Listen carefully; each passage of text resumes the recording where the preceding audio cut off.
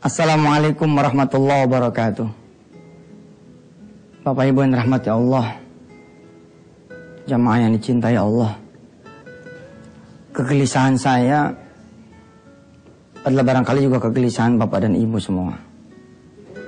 Kekhawatiran saya adalah barangkali kekhawatiran Bapak dan Ibu semua.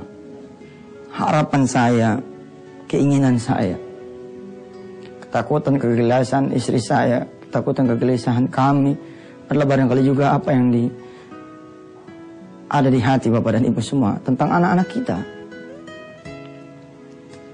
Bisakah anak-anak kita mengaji? Bisakah anak-anak kita membaca Al-Quran dengan baik? Bisakah kemudian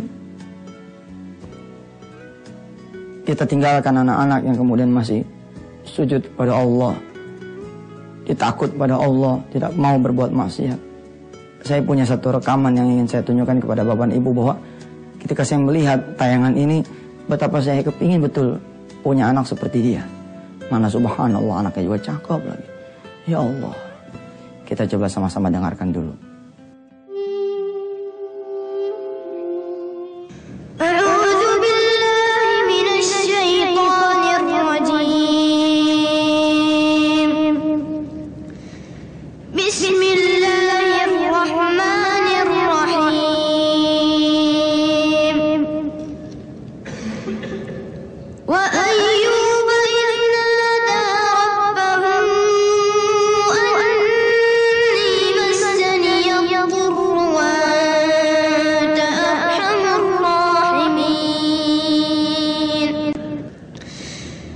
فاستجبنا له فكشفنا ما به من ضر وآتيناه أهله ومثلهم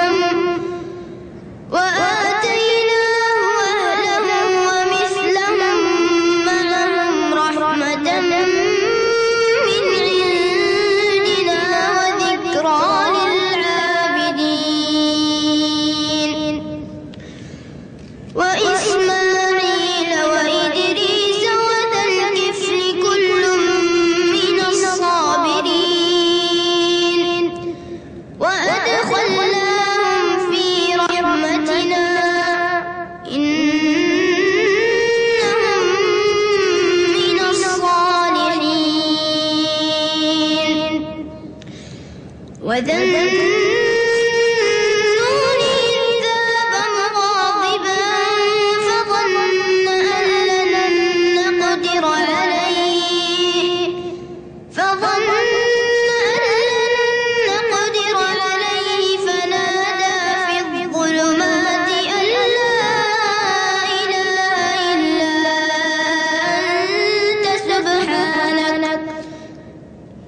سبحانك إني كنت من الظالمين.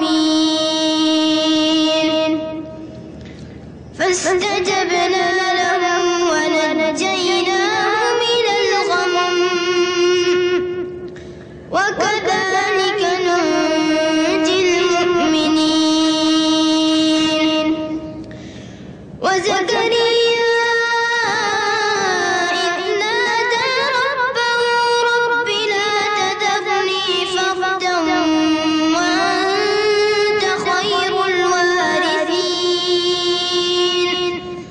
فاستجبنا له ووهبنا له يحيى وأصلحنا له زوجه إنهم كانوا يسارعون في الخيرات ويدعوننا رغبا ورهبا وكانوا لنا خاشعين.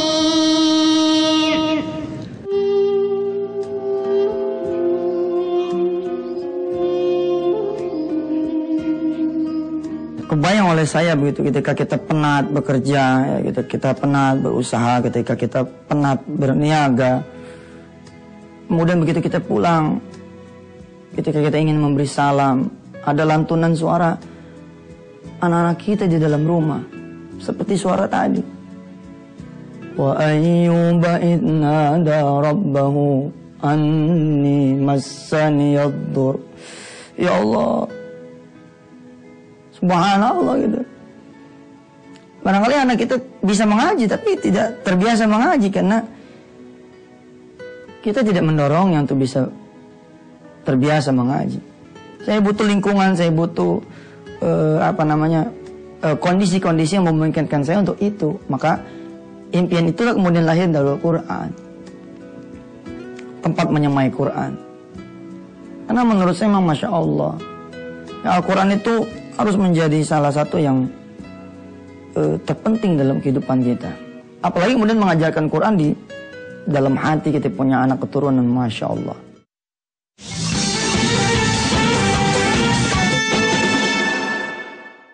Ada kisah singkat tentang Umar ibn Khattab.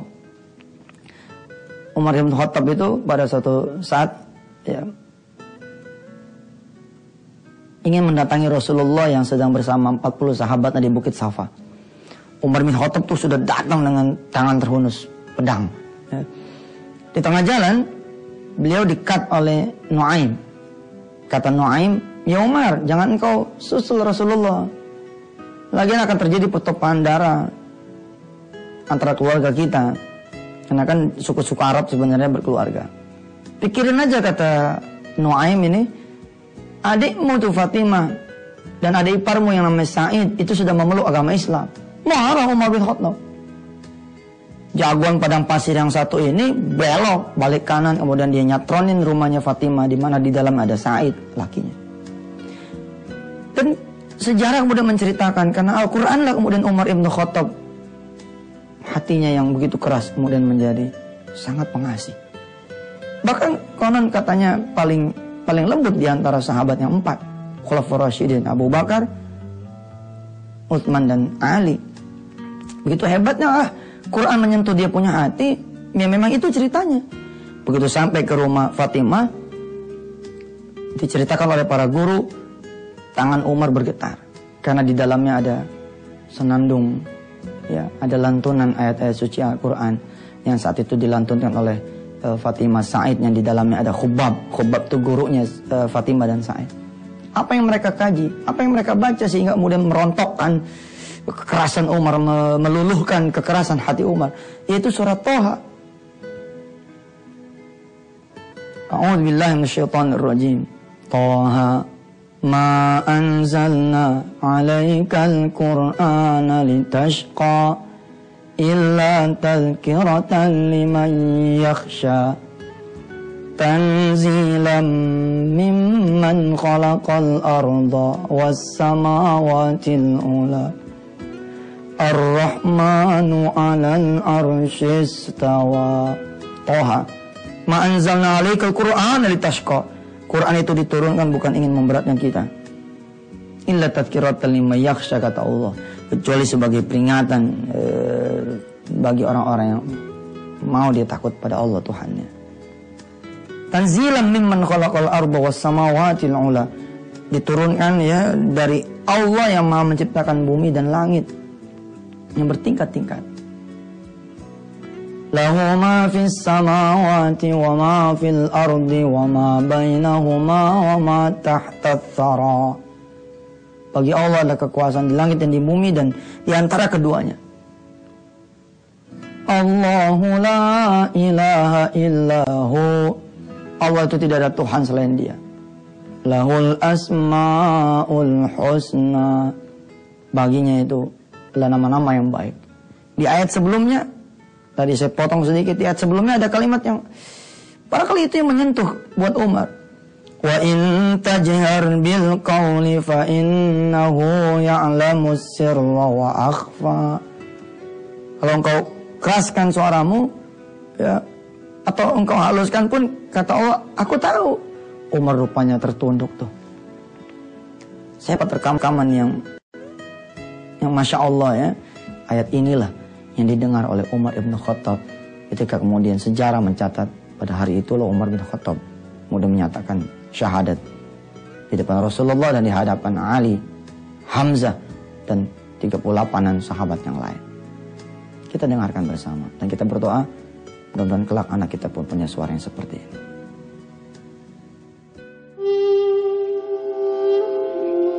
أعوذ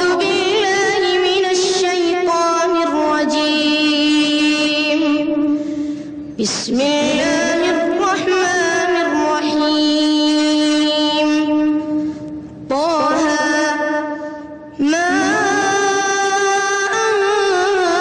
anzalna 'alaika al-Qur'ana litashqa illa tadhkiratan liman yakhsha tanzilan mimman khalaqal arda was-samawati al-'ula. الرحمن على العرش استوى له ما في السماوات وما في الأرض وما بينهما وما تحت الثرى وإن تجهر بالقول فإنه يعلم السر وأخفى الله لا إله إلا هو له الأسماء الحسنى وهل أتاك حديث موسى إذ رأى نارا فقال لأهلهم كثوا إني آنست نارا لعلي آتيكم منها بقبس أو أجد على النار هدى فلما أتاها نودي يا موسى إني أنا ربك فاخلع نعليك إنك بالوادي المقدس طوى وأنا اخترتك فاستمع لما يوحى إنني أنا الله لا إله إلا أنا فاعبدني وأقم الصلاة لذكري إن الساعة آتية أكاد أخفيها لتجزى كل نفس بما تسعى فلا يصدنك عنها من لا يؤمن بها واتبع هواه فتردى. Ya, begitulah hadirin rahmati Allah, bahwa sebagai seorang ayah gitu ya, saya khawatir gitu, takut anak-anak saya, istri saya pun khawatir, takut anak-anak kami gitu loh, kemudian tidak bisa mendoakan kami. Ada anak-anak yang, saya mah berdoa jangan sampai kayak begitu dah, ya. Di saat orang tuanya sakit, dia malah keluyuran pergi. Bukan jagain orang tuanya, dia malah asik bercanda sama teman-temannya. Kalau bercanda doang bagus lah, kalau berbuat maksiat dia ketika kita lagi sekarat, ya Allah. Ada anak-anak yang terkena narkoba, boro-boro dia doain orang tuanya, malah musingin orang tuanya. Ada anak-anak yang kemudian hamil di luar nikah. Duh Gusti, jangan kita. Nabi Ibrahim alaihissalatu wassalam khawatir dia, bagaimana nasib anak-anaknya, karena itulah dia berdoa.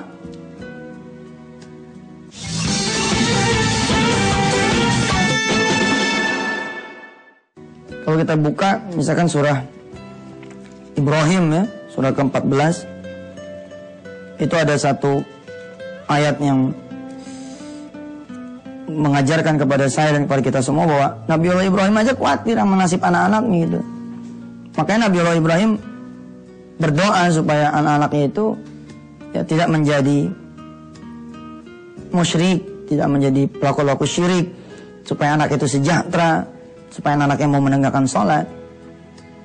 Dimulai dari ayat ke-35 misalkan, surah Ibrahim ayat ke-35. Wa idh qala Ibrahim rabbi ij'al hadzal balada amina wajibnubni wa baniya. Wa baniya itu Nabi Ibrahim berdoa supaya anak-anaknya jauh dari apa? An na'budal asnam, dari menyembah berhala. Kalau zaman sekarang ya istilahnya jangan jadi pengejar dunia sajalah, kejar juga Allah. Dan seterusnya sampai kemudian nyampe kepada kalimat hamdalah dari Nabi Ibrahim. Alhamdulillahilladzi wahaba li 'alal kibari Ismail wa Ishaq. Inna rabbi lasami'ud du'a. Segala puji bagi Allah, kata Nabi Ibrahim, yang menganugerahkan di usia tuanya itu anak, yaitu Ismail dan Ishak. Setelah memuji Allah Tuhan, Nabi Ibrahim berdoa tuh untuk anaknya. Rabbi ja'alni muqimas salati wa min dzurriyyati Rabbana wa taqabbal du'a. Ya Allah ya Tuhanku, jadikan aku dan anak-anak keturunanku. Lihat, kita jadi orang tua ini kudu khawatir gitu loh. Jangan cuman khawatir anak kita nanti makan apa ya, anak kita nanti kerja di mana ya. Oh, kita udah nggak ada usaha, kita bisa diterusin anak kita nggak ya? Aduh, udah nggak ada, udah bukan zamannya dah kita ngkhawatirin yang soal-soal begitu kan. Urusan yang begitu mah dilempengin sama Allah, insya Allah. Kalau kita punya anak bener mah, hidup dia pasti bener. Coba kita dengarkan juga ya alunan ayat-ayat Allah yang sangat menggetarkan hati, yang isinya tentang doa seorang ayah yang namanya Ibrahim untuk anak-anaknya. Kita dengarkan sambil kita aminin, Ya Allah, bacaan ayat ini dibaca oleh seorang anak yang belum ada dosanya, dan mudah-mudahan aminnya kita didengar oleh Allah dan para malaikatnya, sehingga kemudian anak-anak kita menjadi anak yang soleh. Tidak soal apakah nanti anak-anak ibu dan bapak sekolah di kita, sekolah di Dirku atau sekolah di mana saja, pokoknya saya berdoa, ibu berdoa mudah-mudahan anak kita menjadi anak yang soleh dan soleha, menjadi anak-anak yang mau mendoakan orang tuanya, menjadi anak-anak yang mau menghadiahkan buat orang tuanya pahala, bukan menghadiahkan dosa. Menghasilkan kita punya anak yang kemudian rindu untuk sholat tepat waktu, rajin dia menunaikan sholat sunnah, doa, qobliyah ba'diyah, mengenal sholat tasbih itu apa, mengenal kemudian sholat malam, mencintai puasa sunnah, mencintai sedekah. Mari kita dengarkan, isma'u, kita dengarkan, dan kemudian kita aminin doa dari lantunan ayat-ayat suci Al-Quran berikut ini.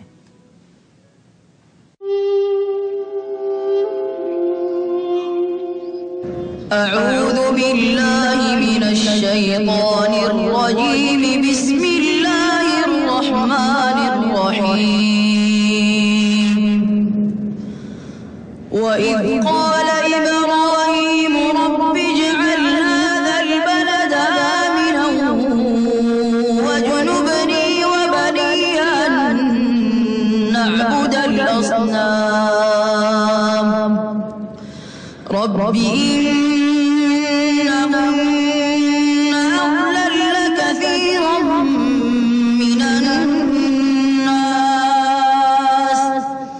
فمن تبعني فإنه مني ومن عصاني فإنك غفور رحيم. ربنا إني أسكنت من ذريتي بواد غير ذي زرع بيتك المحرم ربنا ليقيموا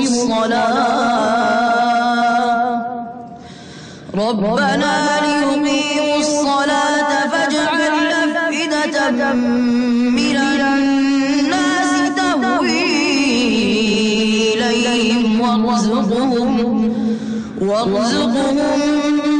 من الثمرات لعلهم يشكرون. ربنا إنك تعلم ما نخفي وما نعلن وما يخفى على الله من شيء في الأرض ولا في السماء. الحمد لله الذي وهب لي على الكبر إسماعيل إن ربي لسميع الدعاء. رب اجعلني مقيم الصلاة ومن ذريتي ربنا وتقبل دعاء. ربنا اغفر لي ولوالدي وللمؤمنين